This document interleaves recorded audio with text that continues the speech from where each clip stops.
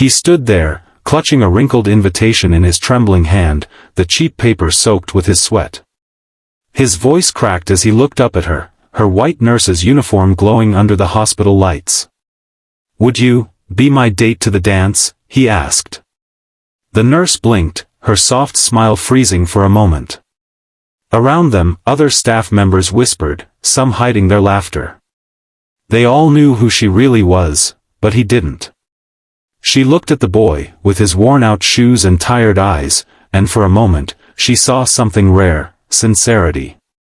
And that one question, asked by a poor student with nothing but honesty in his heart, was about to change both their lives forever. The boy who worked nights and dreamed days. Ryan grew up in the kind of neighborhood where dreams were considered luxuries.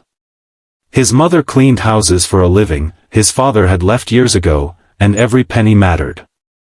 While other students drove to school, Ryan walked miles, often on an empty stomach. Still, he was determined. "I'm going to make something of myself," he'd whisper every morning in the cracked mirror before leaving for college. By day, he studied engineering. By night, he worked as a janitor in a nearby hospital. The mop handle became his companion, and the hospital corridors, his classroom. He often watched the nurses rushing by, their kindness and confidence fascinating him. But one nurse always stood out, Lila.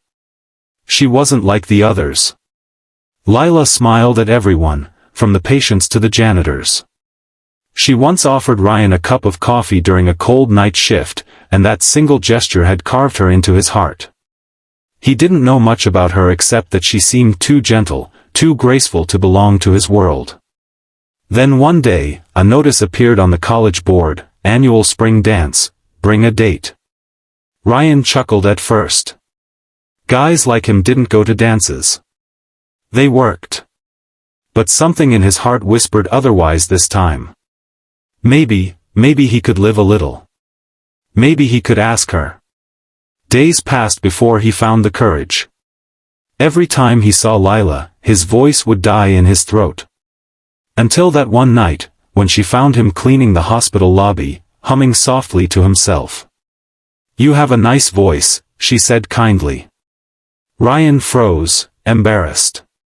"Oh, I didn't realize anyone was listening." "I was," she smiled, tilting her head. "Why so shy?" And just like that, the words slipped out before he could stop them. "Would you be my date to the dance?"